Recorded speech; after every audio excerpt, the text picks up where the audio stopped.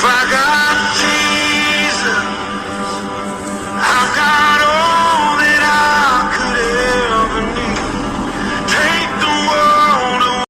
Saudara, seringkali dalam hidup ini ada banyak hal yang menakutkan kita, ada banyak hal yang membuat kita bimbang, tapi kalau kita tahu bahwa Yesus sudah mati bagi kita, maka tidak perlu ada ketakutan. Amin. Nggak usah bicara hal-hal yang besar. Kemarin itu saudara, waktu baru mau terbang, kami pulang, saya tuh lihat-lihat Instagram di bandara. Ya, tiba-tiba saya lihat ada berita begini, seorang peramal meramalkan bahwa dalam waktu dekat ini ada pesawat yang akan jatuh. Coba loh, baru mau terbang, baca berita, ramalan katanya ada pesawat mau jatuh dalam waktu dekat. Kira-kira saudara gimana? Ini membayangkan penerbangan dari New York ke Doha dulu 12 jam, dari Doha ke sini itu 8 jam. Ya, secara manusia takut nggak? Tapi itu kan namanya intimidasi iblis toh. Saya berusaha menenangkan pikiran, dan kalau kayak begitu kan kita juga nggak bisa cerita ke suami toh. Jadi saya sendiri berusaha dalam nama Tuhan Yesus menghilangkan yang kayak begitu dari pikiran tuh susah loh saudara. Karena ini di depan mata kita mau naik pesawat, tiba-tiba kok yuk baca berita tuh pas lewat loh. Ya, tapi saya akhirnya apa yang bisa menenangkan saya? Tuhan, bukankah Engkau sudah mati bagiku? Kalau aku hidup itu adalah bagi Kristus, aku mati itu sebuah keuntungan. Waktu saya ngomong gini terus hilang itu pikiran saudara. Ya, kenapa kita harus percaya bahwa Yesus itu Tuhan, dia mati dan bangkit buat kita, supaya nggak ada ketakutan, nggak ada kekhawatiran dalam hidup kita, apalagi menghadapi hari-hari ke depan yang rasanya semakin sulit. Ya, kalau kita nggak sungguh-sungguh percaya kepada Tuhan, stres saudara. Makanya sampai ada yang bunuh diri. Coba saudara bayangkan ya, kita baca satu kisah tragis, satu keluarga lompat bunuh diri, anaknya diikat pakai tali, didorong, setelah itu orang tuanya. Kalau kita berpikir secara nalar manusia normal, masa antara suami istri ini nggak ada satupun yang tersadar gitu loh, tersadar kok dirasuk setan begitu, memutuskan satu hal yang ya begitu tragis saudara. Ya, kita dengar hari-hari ini berita-berita yang luar biasa ya, dan apalagi baru-baru ini berita ya tentang, bayangkan korupsi 271 triliun. 271 triliun tuh kalau buat bangun sudah jadi satu kota loh. Iya enggak? Ya, saudara dikasih 1 triliun itu gimana coba? Nggak bisa tidur toh? Memikirin uang 1 T itu aja kayaknya aduh gimana gitu ya Pak ya. 271 triliun uang ya begitu saja dihabiskan. Nah saudara, hari ini tema firman Tuhan adalah kemenangan yang mengalahkan dunia. Kenapa kita harus mengalahkan dunia?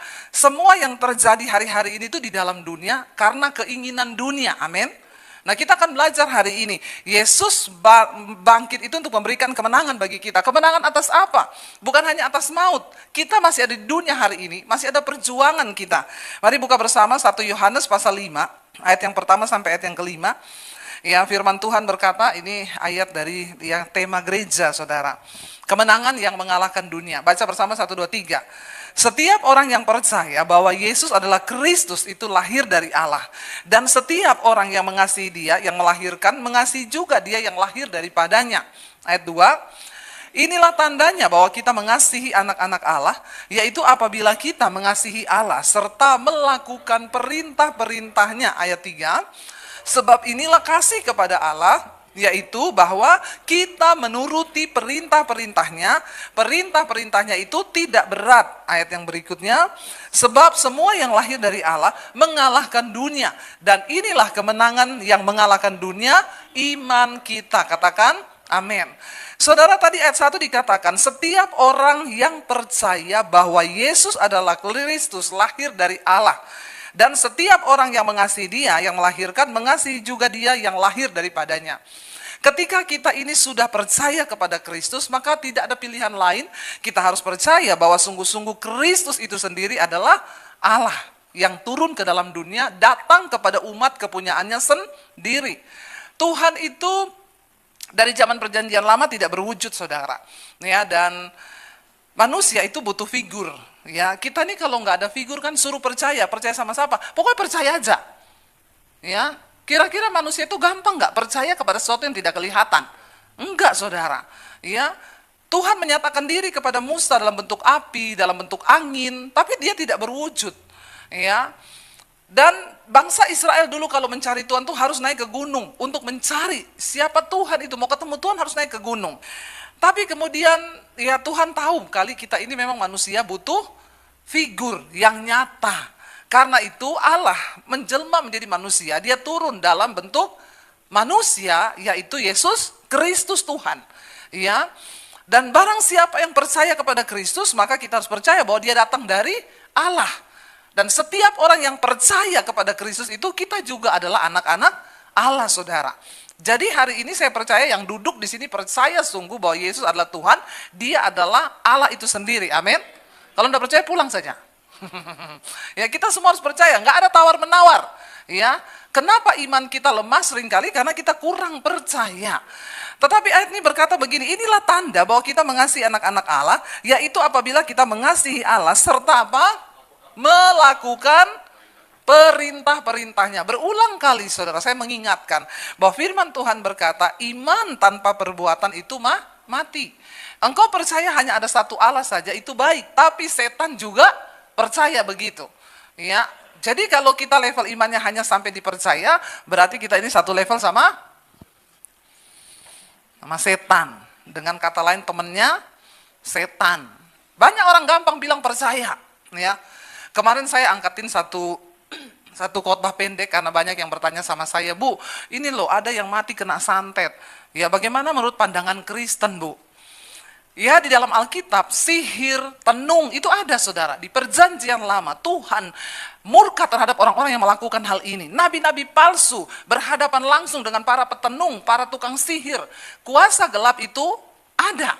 Ada saudara, ya. Makanya Alkitab berkata, ya di dunia ini ada yang namanya roh-roh jahat, penghulu-penghulu udara, ya ada pemerintahan kuasa jahat itu ada. Kita harus percaya bahwa setan itu ada, saudara. Ya, tetapi kita juga harus percaya bahwa orang yang sungguh-sungguh hidup dalam Tuhan, dalam Kristus, ya tidak akan ditimpa oleh hal-hal yang seperti ini. Nah saya buat saudara satu renungan yang saya ambil dari Roma pasal 12, Alkitab berkata begini, jangan membalas yang jahat dengan yang jahat, kalahkanlah kejahatan dengan kebaikan. Cuma satu cara kita ini bisa terbebas dari segala hal yang jahat, maka kita harus mengalahkan kejahatan dengan kebaikan. Kalau ada orang jahat sama kita, doakan orang itu, berkati orang itu. Karena kuasa jahat tidak bisa menembusi sesuatu yang baik, amin. Tapi kalau kita balas jahat dengan jahat, maka jadi saudara, karena energinya sama, ya kejahatan dengan kejahatan. Tapi kalau kejahatan dengan kebaikan itu tidak bisa kena saudara. Lalu banyak yang komen gini, ya kalau saya sih percaya ya, waktu kita percaya Yesus itu sudah pasti kita nggak akan tembus. Siapa ngomong saudara? Banyak orang ngaku-ngaku percaya Tuhan. Tapi kalau engkau hidup dalam dosa, tidak ada jaminan. Tidak ada jaminan. Makanya Alkitab berkata, Allah itu tahu siapa milik kepunyaannya. Walaupun banyak orang ngaku-ngaku kepunyaan Tuhan, tapi Tuhan tahu loh. Nggak usah pencitraan. Mau saudara pelayanan, mau saudara khotbah, kalau engkau hidup tidak sesuai firman Tuhan, tidak ada jaminan perlindungan Tuhan. Bagi orang-orang yang hidup di dalam dosa, berarti ada celah yang terbuka. Ya, makanya Alkitab berkata, ya kita tidak bisa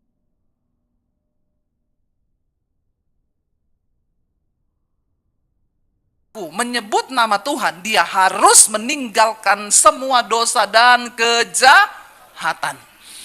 Ya, walaupun saudara mau tengking, saya pernah dulu doa pelepasan saudara. Ya, itu utusan dari gereja setan waktu itu di Palu. Kalau ada yang nggak kudus, langsung kerasukan saat itu juga, diserang balik saudara. Ya, bahkan ketika kami lagi doa pelepasan dia, ada teman saya, ya agak-agak cucomeong. Ya, dia juga memang pelayanan di gereja. Kami lagi doa pelepasan, tengking-tengking ini orang, dia datang ikut-ikut dalam nama Yesus, dalam nama Yesus. Langsung ditunjuk sama orangnya yang kerasukan. Kamu kan temanku. Wah, langsung saya bilang, lebih baik kamu cepat keluar daripada tambah satu pasien lagi kamu kerasukan di sini. Lari dia keluar, saudara. Setan tahu hidupmu, amin. Tuhan juga tahu hidupmu. Nggak usah pura-pura, saudara. Mari hari-hari ini kita berusaha menjaga hidup kita sungguh-sungguh di hadapan Tuhan dalam perkenanannya, supaya iblis, supaya kuasa gelap tidak menimpa kita. Ya, karena kemenangan itu Tuhan berikan bagi orang-orang yang hidup. Dikatakan tadi sana, barang siapa mengaku mengasihi Allah, dia harus apa dikatakan tadi?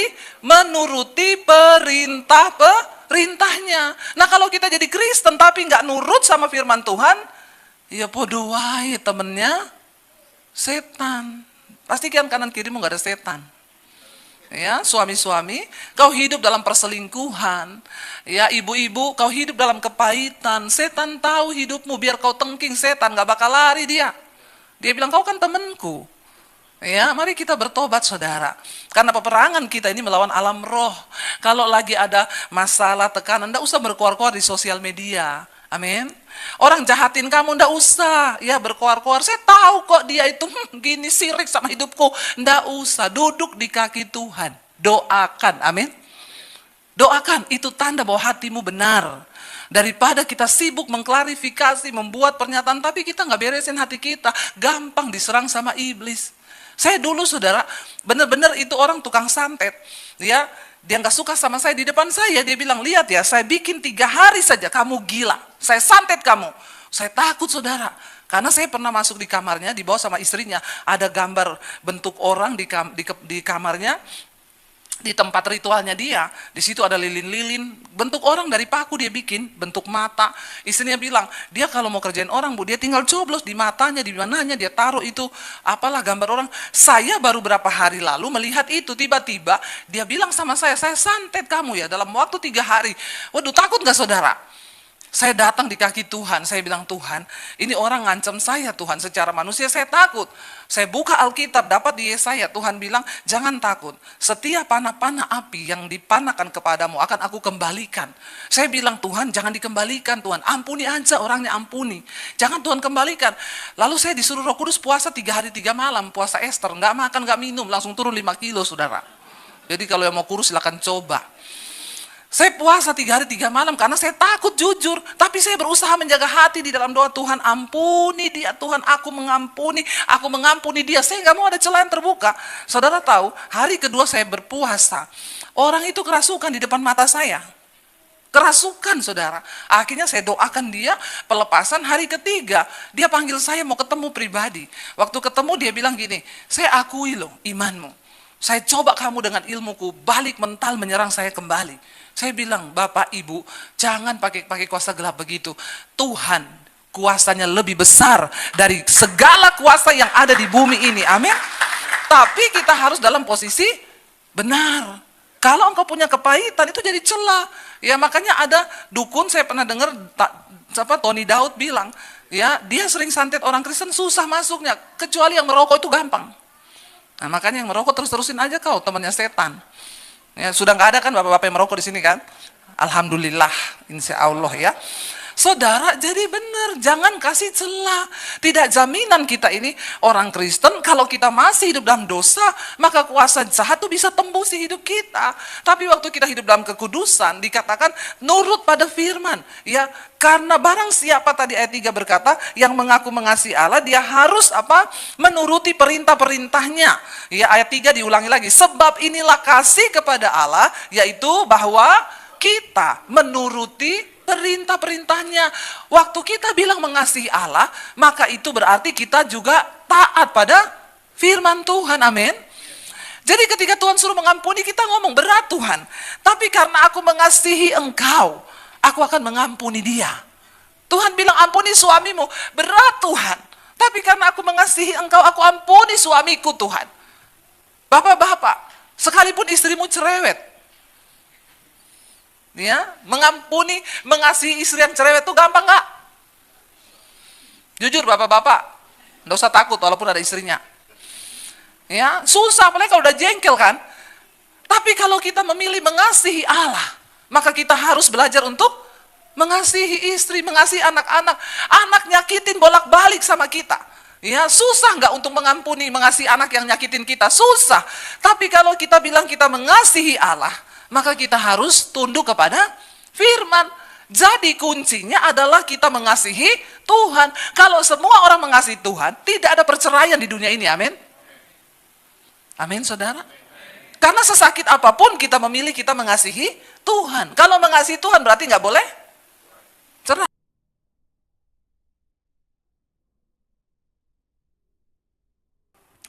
Sebab inilah kasih kepada Allah, yaitu bahwa kita ini menuruti perintah-perintahnya. Perintah-perintahnya itu tidak. Saudara melakukan firman berat atau tidak? Kalau Anda berkata berat, berarti Anda belum mengasihi Allah. Karena bagi orang-orang yang mengasihi Allah, melakukan firman itu tidak berat. Tapi banyak orang yang suka bertopeng. Ya kamu pikir gampang lepas dari dosa ini. Ya ada yang selingkuh, dinasehati, suruh pisah. Nggak bisa, berat, saya butuh waktu. Berarti kau tidak mengasihi Tuhan. Kau lebih mengasihi kenajisanmu. Kau lebih memilih mengasihi selingkuhanmu. Engkau menista Tuhan, saudara. Banyak orang menyebut diri Kristen, tapi tidak sungguh-sungguh mengasihi Tuhan. Dan kalau imanmu seperti itu, engkau tidak mungkin menang, mengalahkan dunia yang semakin kuat pengaruhnya. Amin. Makanya dikatakan di situ, ya ayo, perintah-perintahnya itu tidak berat.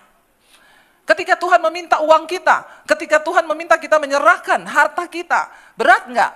Kalau engkau tidak belajar mengasihi Tuhan, itu akan jadi berat. Tapi kalau kita mengasihi Tuhan, kita percaya berkat kita berasal dari Tuhan, maka tidak akan menjadi berat. Nggak ada yang berat waktu kita mengasihi Tuhan. Amin, saudara. Jangan jadi Kristen yang hanya Kristen-Kristenan.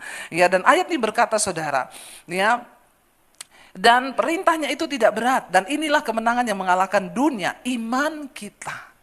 Ya, iman kita. Siapakah yang mengalahkan dunia selain daripada Dia yang percaya bahwa Yesus adalah anak Allah? Kenapa kita harus mengalahkan dunia? Mari buka bersama 1 Yohanes pasal yang kedua. Ya, 1 Yohanes pasal yang kedua, saudara, kita akan lihat kenapa kita harus mengalahkan dunia. 1 Yohanes 2 ayat 15 sampai dengan ayat yang ke-17. Kita baca ayat yang ke-15 dulu. Kita harus mengalahkan dunia. Baca bersama 1, 2, 3. Janganlah kamu mengasihi dunia dan apa yang ada di dalamnya. Jikalau orang mengasihi dunia, maka kasih akan Bapa tidak ada dalam orang itu. Sampai situ dulu. Tolong ditahan ayat yang tadi. Jangan mengasihi dunia dan apa yang ada di dalamnya. Kenapa, saudara? Karena kalau orang mengasihi dunia dan apa yang ada di dalam dunia, maka tidak mungkin orang itu mengasihi Allah. Ya, kalau kita mencintai dunia, tidak mungkin kita mencintai Tuhan. Makanya berat bagi orang-orang dunia untuk menjadi pelaku firman, sebab dia lebih mencintai dunia. Kenapa sih kita nggak boleh mencintai dunia, padahal kita ada di dunia? Ini alasannya. Baca ayat yang berikutnya, saudara, ayat 18. Baca 1, 2, 3. Sebab semua yang ada di dalam dunia, yaitu apa? Keinginan daging, keinginan mata, serta keangkuhan hidup, bukanlah berasal dari Bapa, melainkan dari dunia. Saudara, kenapa kita tidak boleh mencintai dunia? Karena yang ada dalam dunia ini hanya 3 hal. Ya, catat baik-baik supaya saudara tidak tertipu oleh dunia ini. Yang ada di dalam dunia hanya 3 hal. Yang pertama dikatakan yaitu apa? Keinginan daging. Itu yang ada dalam dunia. Daging kita ini tidak kekal. Daging ini fana. Galatia pasal 5 menyebutkan bahwa keinginan daging itu telah nyata, yaitu apa? Percabulan, kenajisan, hawa nafsu, nafsu jahat, iri hati, amarah, dendam, kedengkian, roh pemecah belah, dan rupa-rupa kejahatan ada di dalam daging kita. Kenapa bisa terjadi? Keinginan mata. Crazy Rich dari Peak. Wih, tasnya aja, saudara, koleksinya 500 miliar tas. Keinginan, mobilnya bukan buka ke samping, ke atas, menantang Tuhan. Ya, ternyata hasil itulah kalau keinginan mata. Hati-hati, saudara boleh beli barang mewah pun silakan, asal itu bukan dari hasil yang tidak wajar. Apalagi utang kanan kiri, gara-gara pakai brand, pinjam uang kanan kiri, itu kan bodoh nggak? Hati-hati ya, saudara. Pura-pura bahagia itu sulit, tapi pura-pura kaya lebih sulit. Nggak usah pura-pura kaya, amin. Iya. Nikmati apa yang Tuhan kasih tanpa harus memaksa diri. Saya foto angkat kemarin saya ke Amerika di bisnis kelas. Kenapa saya angkat? Bukan saya yang beli. Ya, pergi pun saya nggak pernah minta bisnis kelas. Ekonomi aja. Ya ekonomi tuh. Kalau dikasih bisnis kelas, haleluya enggak? Lumayan saudara, 22 jam bisa tidur kan. Besok pelayanan kan, badan sehat bisa tidur. Loh, tapi apakah yang menjadi dosa kalau saya bilang mau diundang tolong siapin bisnis kelas. Ya, persembahannya sekian. Nah, itu kan dosa, kau sudah termasuk keinginan daging dan keinginan mata.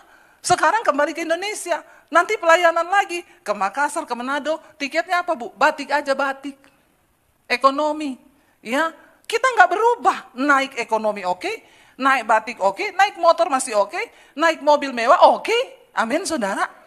Ketika Tuhan izinkan engkau menikmati yang enak, nikmati, tapi jangan kau tergiur dan itu mengubah hidupmu.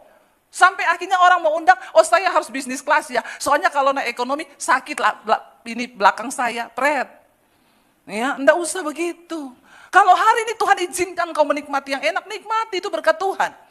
Tapi kalau enggak ada, jangan kau paksakan, apalagi itu menjadi standar hidup. Ya, saudara kita ini harus benar-benar menjaga hidup loh. Ya, saya tuh loh berapa waktu lalu pengen beli tas kayak yang saya pakai ini. Tapi saya urungkan niat saya, mahal saudara, puluhan juta, enggak jadi. Ke Amerika ketemu jemaat mesbah doa, Bu, saya mau kasih ibu tas, dikasih itu saya enggak beli. Mereknya Casio, kasih orang. Ya, lo bener enggak saudara? Ya kalau dikasih saya pakai.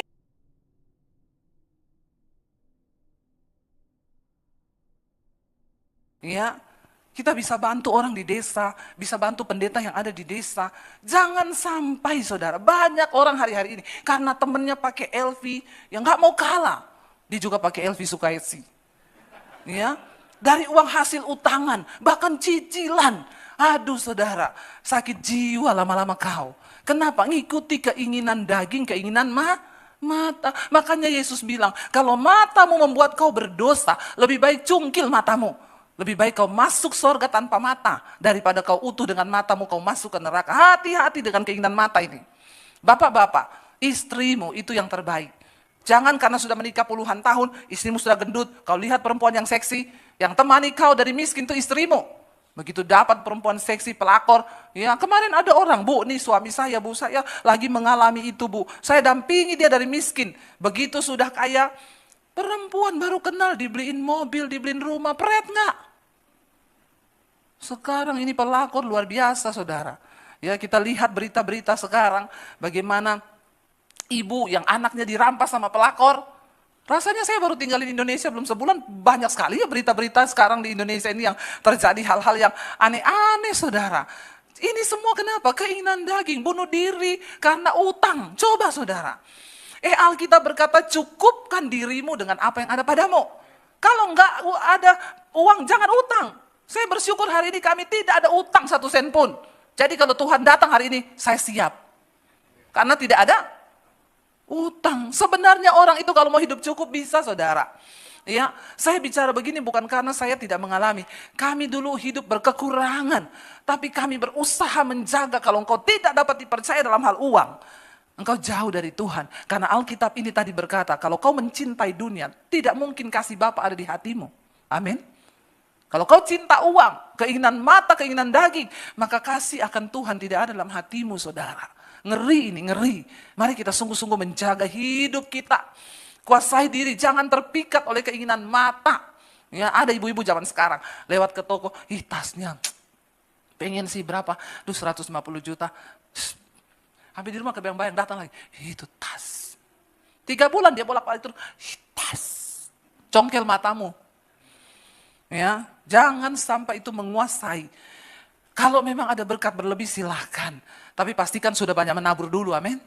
Orang sekarang kelihatan brand-brand, kolektor 5.000, 10.000. Saya tahu model-model orang begitu itu. Ya, karena orang kalau mencintai diri, nggak mungkin dia menaburnya banyak. Kalau untuk diri sendiri terus dia puasin. Ini harus menjadi standar dan tolak ukur kita di hadapan Tuhan. Ya, jangan pernah saudara. Alkitab bilang jangan merawat tubuhmu untuk memuaskan keinginannya. Tapi mari kita tunduk kepada kehendak Bapa, amin. Yang terakhir dikatakan yang ada dalam dunia ini apa? Keangkuhan hidup. Kesombongan. Jangan sombong karena Tuhan menentang orang yang sombong. Ya jangan saudara bilang gini, memang sekarang tuh orang kaya-kaya sombong. Jangan salah, miskin sombong juga banyak. Udah miskin sombong lagi. Mau kaya mau miskin tidak boleh sombong. Karena kita ini semua sama. Kalau mati balik kembali jadi tanah. Karena kita semua hanya dicipta dari tanah. Bedanya kalau orang sombong itu dia dicipta dari tanah tinggi. Ya, kalau yang suka shopping pasti dicipta di Tanah Abang. Ya, yang suka berantem, Anda dicipta di tanah sengketa. Makanya jangan suka bikin sengketa. Saudara, kita semua akan kembali menjadi tanah. Tuhan menentang ini loh yang ada dalam dunia ini. Kenapa kita harus punya iman mengalahkan dunia? Karena yang ada di dunia ini ngeri ternyata bisa bikin kita ditolak dari kerajaan Allah. Makanya dikatakan inilah yang mengalahkan dunia, yaitu iman.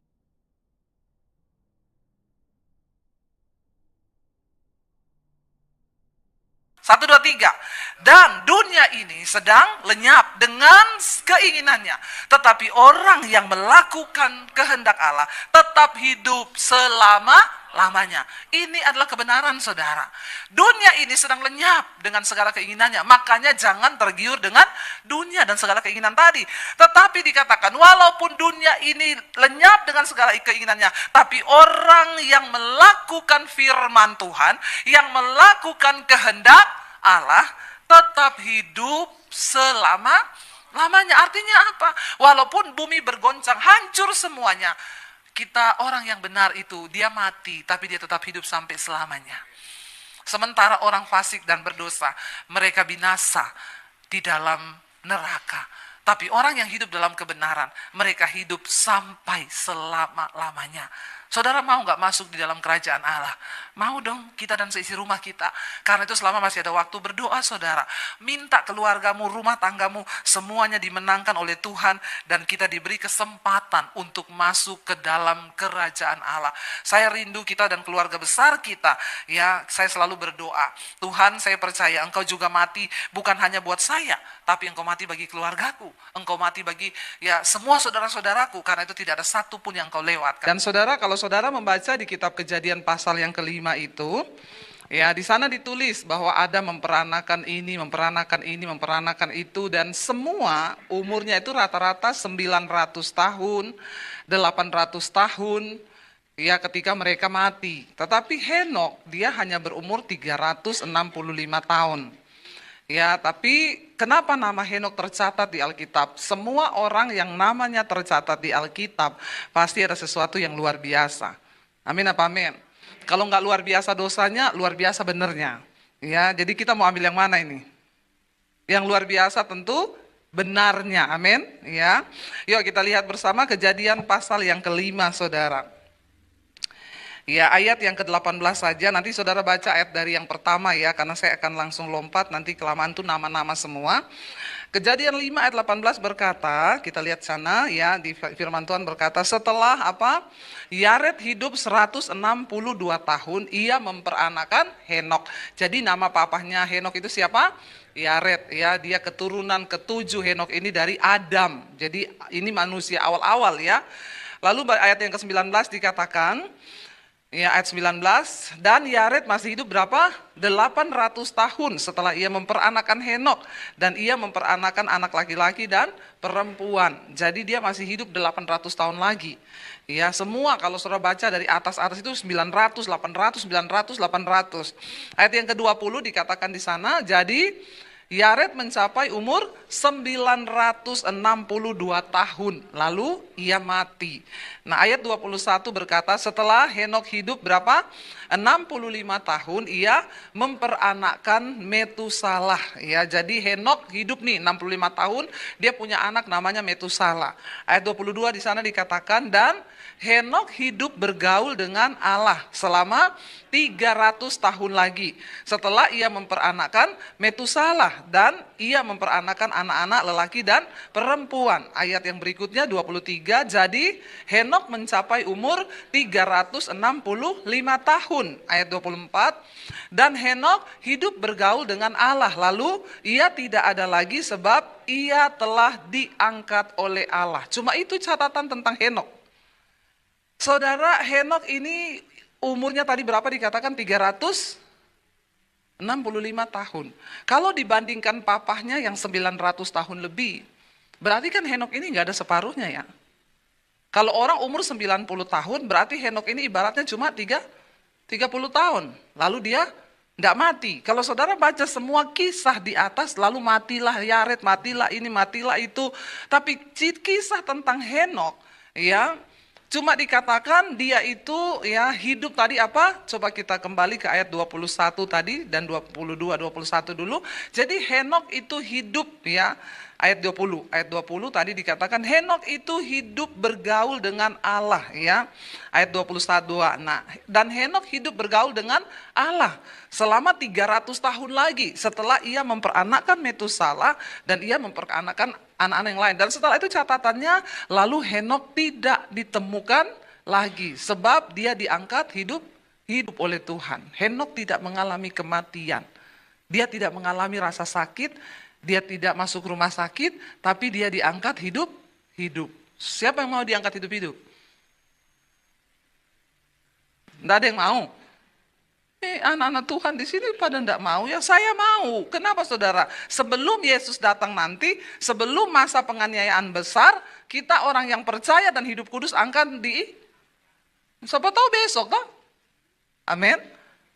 Bagian kita adalah harus hidup di dalam kekudusan. Alkitab berkata Henok itu bergaul dengan Allah. Ya, dan dia tidak ada lagi sebab dia diangkat oleh Tuhan. Cuma 2 catatan di Alkitab yang berkata bahwa Henok hidup bergaul dengan Allah. Nah saudara, selama hidup kita ini kita bergaul dengan siapa? Saudara banyak bergaul sama siapa? Ya, enggak usah terlalu banyak teman saudara. Yang tuh kalau terlalu banyak teman jadi banyak pusing. Ntar ya iya saya berteman sama itu, saya diceritain. Pusing hidup ini. Ya teman banyak, sahabat sedikit aja. Dan gak usah cerita-ceritain hidupmu, rahasiamu ke teman-temanmu. Ya karena pergaulan penting. Kalau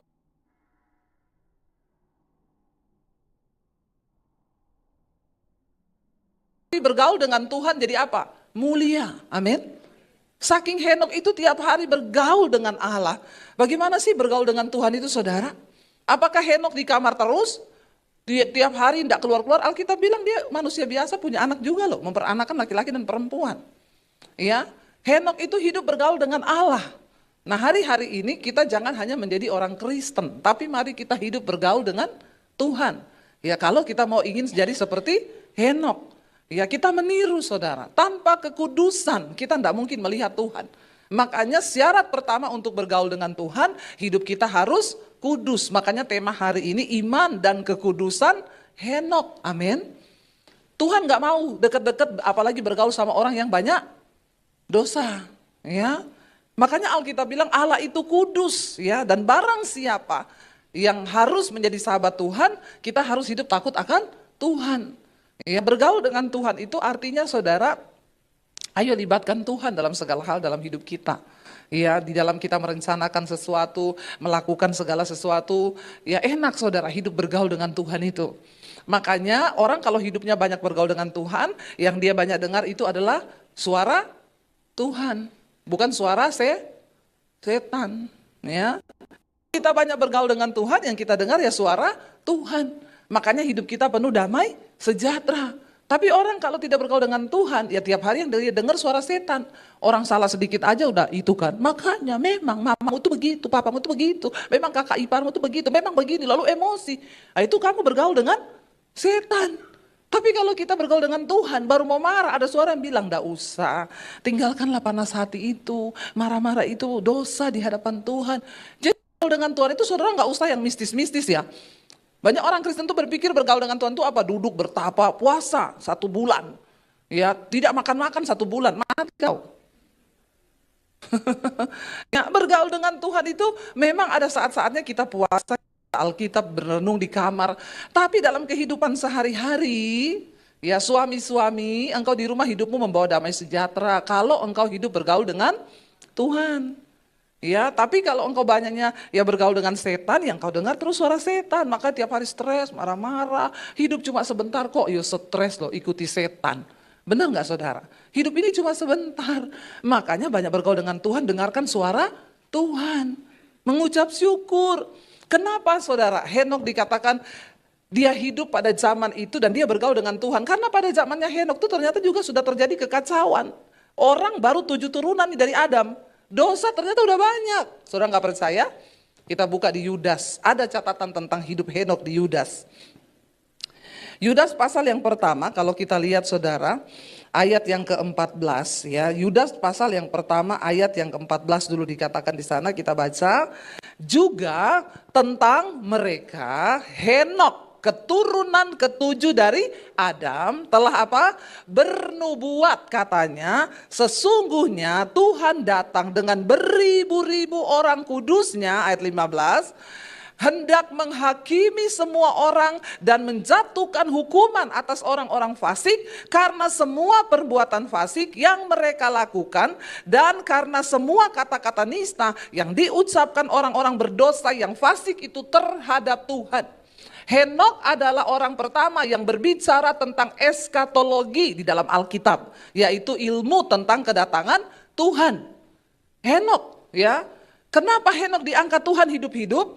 Ya, dia ternyata sempat di dalam generasinya dia mengucapkan saudara tentang satu saat nanti Tuhan akan datang dan dia akan menghakimi semua orang fasik. Nah, ternyata di zamannya Henok itu orang-orang hidup seperti apa? Coba kita lihat dari Yudas pasal yang pertama ini, ya. Kita lihat ayat yang ketiga mulai saudara. Inilah orang-orang di zamannya Henok, makanya Yudas menuliskan demikian. Seperti apa zamannya Henok saat itu kita baca?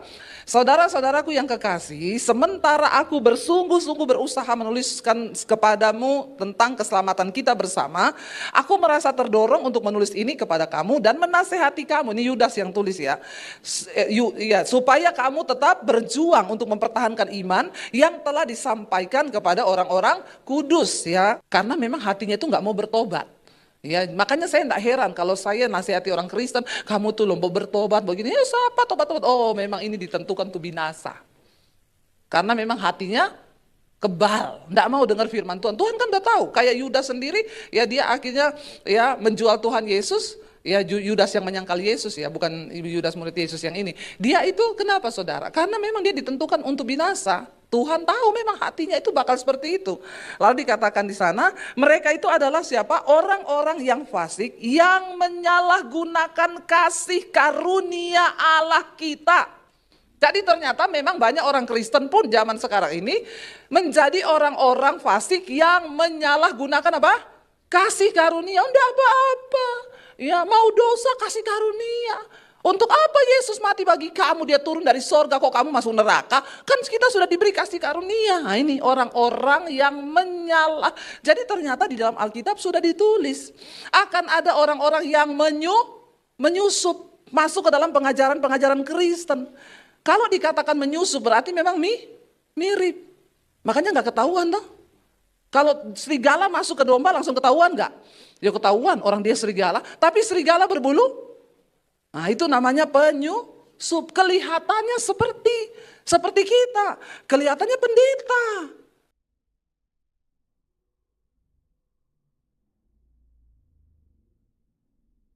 Buah berbicara.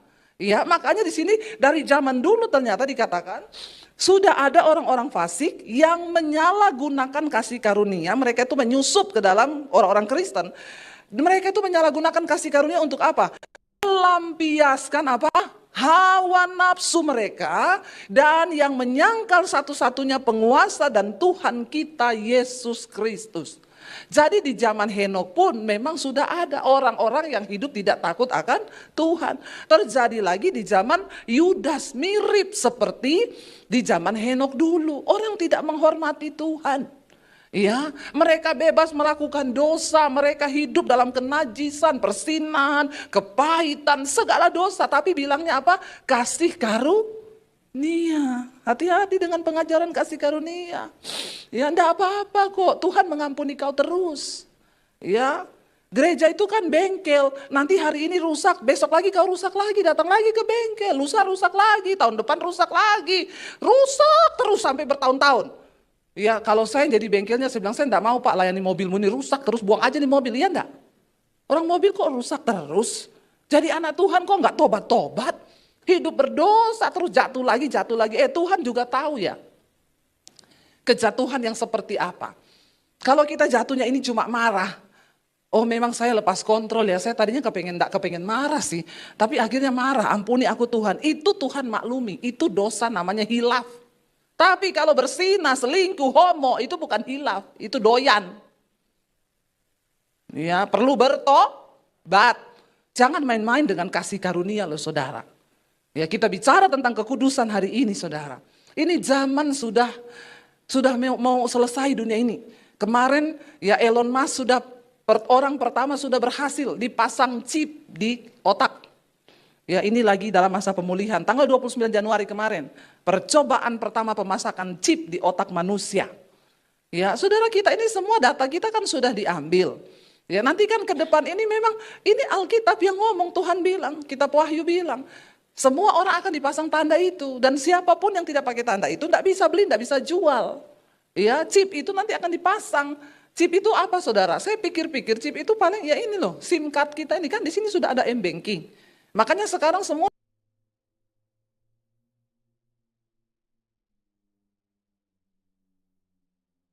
ini semua sedang diproses menuju kepada pemasangan chip. Nanti ketika tiba waktunya, dulu saya pikir, wah masih lama memang waktu saya berkhotbah, awal-awal dulu saya bertobat, saya baca tentang artikel itu, ya mereka bilang, perusahaan Mondex itu bilang, mereka akan usahakan pembuatan chip itu sudah selesai 2020. Waktu saya khotbah dulu saya bilang, waduh masih 2020, masih lama itu. Mungkin saya masih hidup atau sudah mati kali. Ternyata nih sekarang sudah 2024. Iya enggak? Dan tanpa terasa. Dan memang itu terus saudara. Ya berlaku. Makanya saya bilang, ya memang saudara ini akan mengarah ke sana. Ya kita nih sekarang sudah KTP kita semua sudah elektronik kan. Saya tuh loh dikejar-kejar dari kelurahan, Bu pergi ke Dukcapil Bu, sana foto Bu, supaya ibu enggak usah bawa KTP yang ada ini lagi. Ibu sudah dipasang aplikasi di handphone. Semua aplikasi saudara. Ya, jadi nanti kita, ya saya bilang enggak mau saya Pak, jangan dulu, kenapa? Nanti kalau pemasangan chip saya duluan yang dipanggil. Iya, karena saya sudah ada di aplikasi. Ya, ini semua mengarah saudara. Dulu saya pikir gini, enggak mungkin lah di Indonesia mau pakai gitu. Orang semua juga belum ada bisa pembayaran, semua pakai cash. Sekarang saudara di kampung-kampung, saya lihat mas-mas itu, mas beli rokok ya berapa? Bayarnya pakai apa? OVO ya? Ya ini scan, ting. Ih, orang di desa saudara. Bayar pakai apa ya? Dana ya, ting. Oh memang benar. Semua sedang mengarah ke sana. Ya. Malah sekarang itu kan lebih canggih lagi. Kemarin yang Elon Musk itu pemasangan pertama itu dia bilang, ini sangat baik sekali karena WHO sangat mendukung. Ya, WHO sangat mendukung.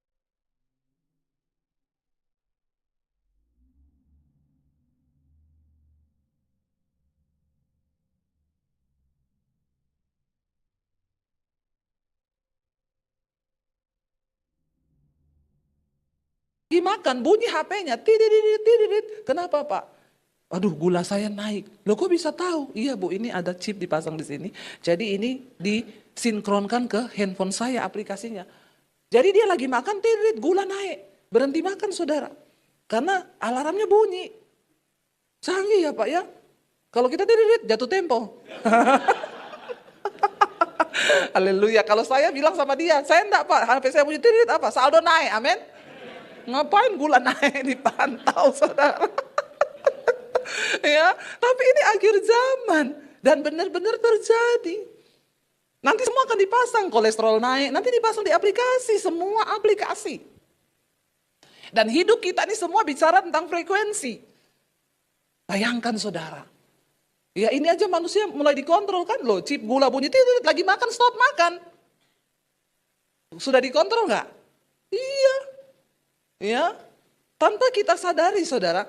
Dan bisa dihentikan kan? Nggak bisa ini dihentikan. Ini adalah penggenapan firman Tuhan.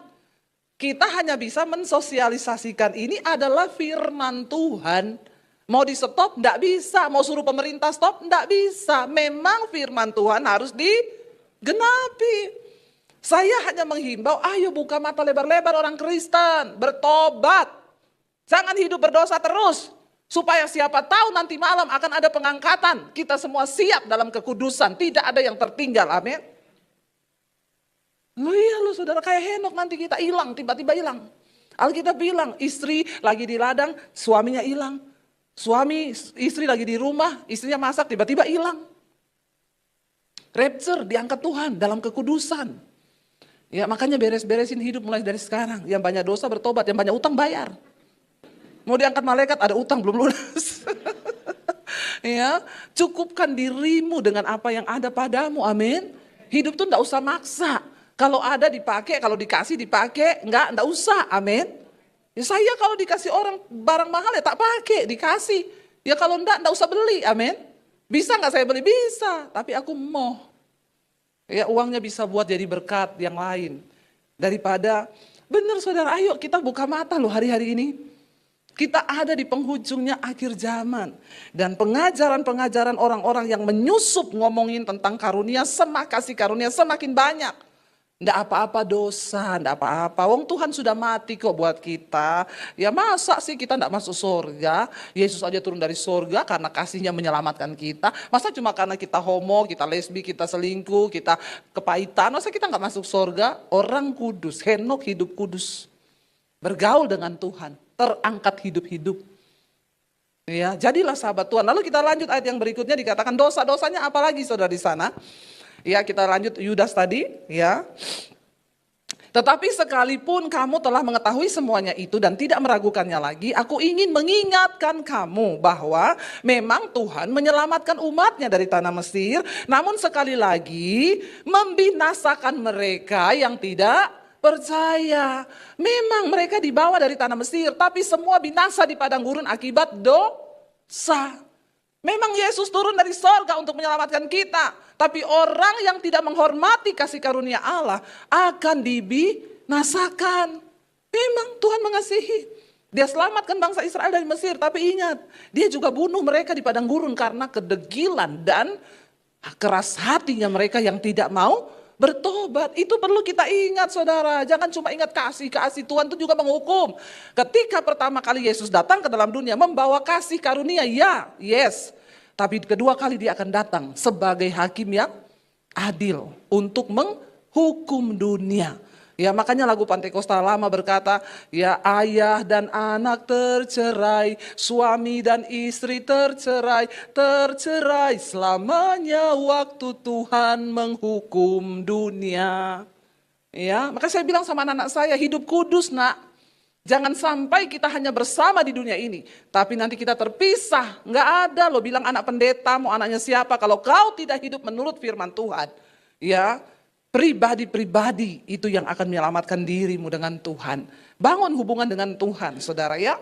Ayat yang berikutnya dikatakan, ayat yang kelima, ya ayat yang keenam, dibilang di sana saudara, dan bahwa ia menahan malaikat-malaikat yang tidak taat pada batas-batas kekuasaan mereka, tetapi yang meninggalkan tempat kediaman mereka dengan belenggu abadi di dalam dunia kekelaman sampai penghakiman pada hari besar. Malaikat aja ditawan.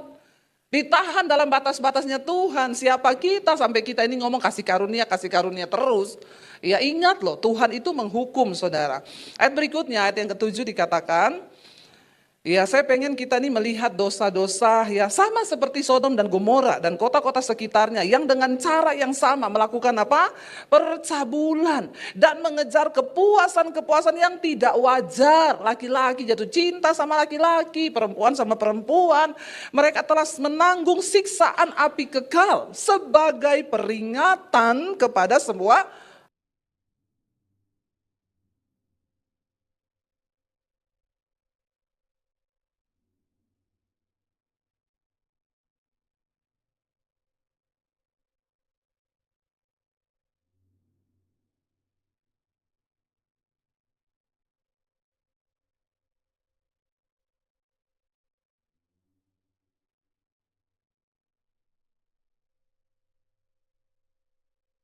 Langsung aja ya, ayat yang ke-11. Celakalah mereka yang mengikuti, ayat yang ke-11 saudara ya, waktunya udah hampir habis. Celakalah mereka yang mengikuti jalan yang ditempuh Kain, dan karena mereka oleh sebab upah menceburkan diri ke dalam kesesatan Bileam, dan mereka binasa karena kedurhakaan seperti Korah. Ayat yang berikutnya 12 dikatakan, saya pengen kita tahu dosa-dosa pada zaman itu. Mereka inilah noda dalam perjamuan kasihmu, di mana mereka tidak malu-malu melahap dan hanya mementingkan dirinya sendiri. Mereka bagaikan awan yang tak berair, yang berlalu ditiup angin. Mereka bagaikan pohon-pohon yang dalam musim gugur tidak menghasilkan buah. Pohon-pohon yang terbantun dengan akar-akarnya yang mati sama sekali. Perhatikan, tidak berbuah. Orang-orang ini tidak berbuah, nggak ada buah apa-apa. Malah buah kejelekan yang mereka hasilkan. Ayat yang ke-13 berkata, mereka bagaikan ombak laut yang ganas, yang membuihkan keaiban mereka sendiri. Mereka bagaikan bintang-bintang yang baginya telah tersedia tempat di dunia kekelaman untuk selama-lamanya. Memang kelihatannya bintang saudara, tapi akan dibinasakan oleh Tuhan. Ayat yang ke-14. Juga tentang mereka, Henok, keturunan ketujuh dari Adam, telah bernubuat. Katanya apa? Sesungguhnya Tuhan datang dengan beribu-ribu orang kudusnya. Ya, dan ayat yang ke-15. Hendak menghakimi semua orang dan menjatuhkan hukuman atas orang-orang fasik karena semua perbuatan fasik yang mereka lakukan, dan karena semua kata-kata nista yang telah diucapkan orang-orang berdosa yang fasik itu terhadap Tuhan. Ayat 5, ayat 16. Ini dosa-dosa mereka saudara ya. Ayat 16 dikatakan di sana, mereka itu orang-orang yang apa? Menggerutu. Lalu yang kedua apa? Mengeluh tentang nasibnya. Lalu apa? Hidup menuruti hawa nafsunya. Tetapi mulut mereka mengeluarkan perkataan yang bukan-bukan. Dan mereka apa? Menjilat orang untuk mendapat keuntungan. Ini loh tipe-tipe orang akhir zaman ini. Yang ada juga di zaman Nuh. Ya, mereka itu orang yang menggerutu, sukanya menggerutu. Hari ini saudara ada yang menggerutu? Puji Tuhan tidak ada karena lagi di gereja. Nanti kalau keluar dari pintu gereja menggerutu terus. Kenapa itu orang di padang gurun dibinasakan Tuhan? Menggerutu, bersungut, dan bukan cuma itu. Mereka itu orang yang suka mengeluh tentang nasib, ya nasib. Kenapa hidupku begini? Ya memang sudah nasibku. Ya, daripada menggerutu, daripada bersungut, mengeluh tentang nasibmu, lebih baik engkau bersyukur. Siapa tahu nasibmu bisa berubah. Amin. Ya, bisa nasib itu dirubah. Tergantung dari cara hidup kita. Saya ini ikut Tuhan susah terus. Tapi tidak pernah saya berbicara kurang ajar kepada Tuhan. Sekalipun sudah berat ya. Cuma nangis aku sama Tuhan, Tuhan berat. Ikut engkau itu berat. Tapi aku mau bersyukur aku sudah diselamatkan Tuhan. Dan tunggu kan Tuhan bilang, kalau kau tidak menjadi lelah, kau akan menerima hasilnya. Tuhan muliakan pada waktunya. Tapi yang namanya manusia lebih suka menggerutu. Apa dikit menggerutu, apa dikit mengeluh, apa dikit terus bersungut-sungut. Itu yang membuat bangsa Israel itu dibunuh di padang gurun. Semua angkatan yang keluar dari Mesir mati di padang gurun. Hanya yang berumur 20 tahun ke bawah yang hidup boleh masuk tanah perjanjian. Ini yang otaknya tidak tercemar. Bayangkan saudara. Ya, mengerikan toh. Dosa itu ternyata menggerutu, sudah tadi najis, hidup menuruti hawa nafsu. Tiap hari bersungut-sungut, hidup menuruti hawa nafsunya. Ya mulut mereka tuh mengucapkan perkataan yang bukan-bukan. Ya hati-hati anak-anak muda juga sekarang. Ya banyak menggerutu. Nasibmu tidak akan berubah dengan menggerutu, justru terkutuk Alkitab bilang. Ini ternyata dosa yang sangat bahaya. Ya hidup menurut hawa nafsu, ya tidak peduli Tuhan. Ya pokoknya ya mau bersinah, mau apa terserah. Ya. Tapi kan bagi Tuhan gak ada yang mustahil. Saya kemarin baru pulang dari Gunung Mas, ada ibu-ibu bersaksi. Ya Bu, saya bersyukur dapat channel ibu. Padahal saya sudah gugat cerai suami saya, surat cerai sudah keluar Bu. Saya gak tahan dengan suami saya ini. Mabok, bersinah, narkoba, ya pembohong, semua dosa udah adanya di dia. Anak angkatnya Lucifer kayaknya. Ya, jadi Bu itu ndak mau berubah Bu. Bayangkan sampai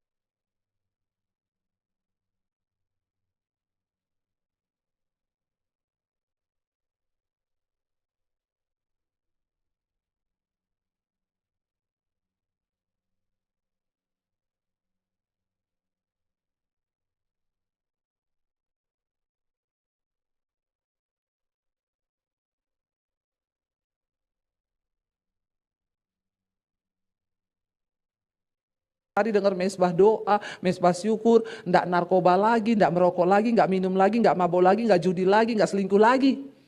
Ya, kenapa saudara? Karena ada istri yang mau duduk di kaki Tuhan, ya berhenti menggerutu, berhenti mengeluh, tapi mau menyerahkan hidup mereka ke dalam tangan Tuhan. Itu bisa dipulihkan saudara. Ya makanya dikatakan ayo ya berhenti berbuat dosa, tinggalkan semua itu. Lalu dikatakan ayat yang berikutnya di sana, ya kita baca ayat yang ke-15 ya.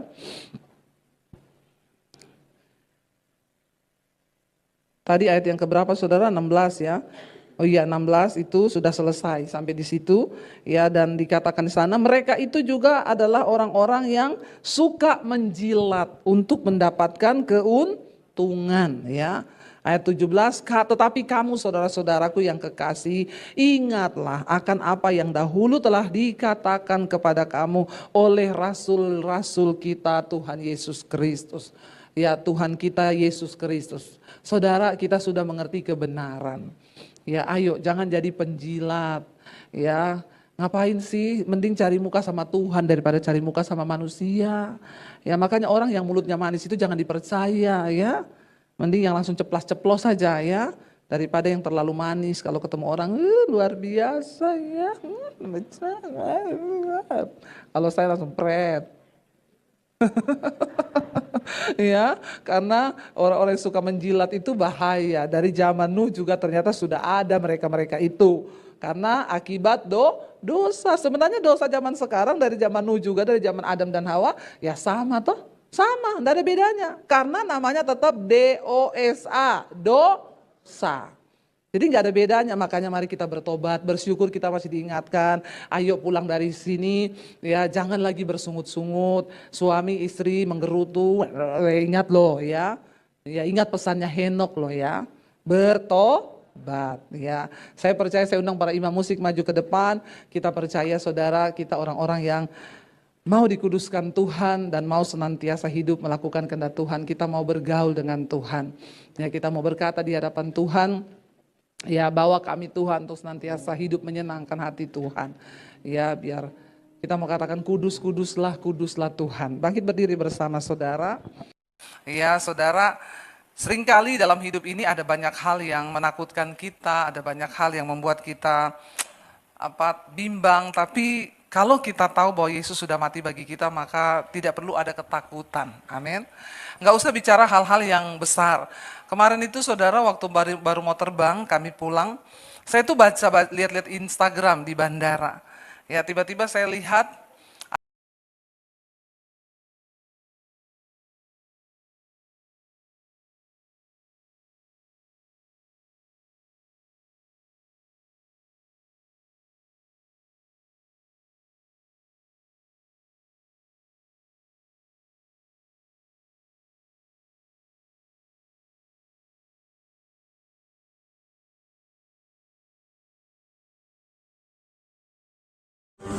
If I got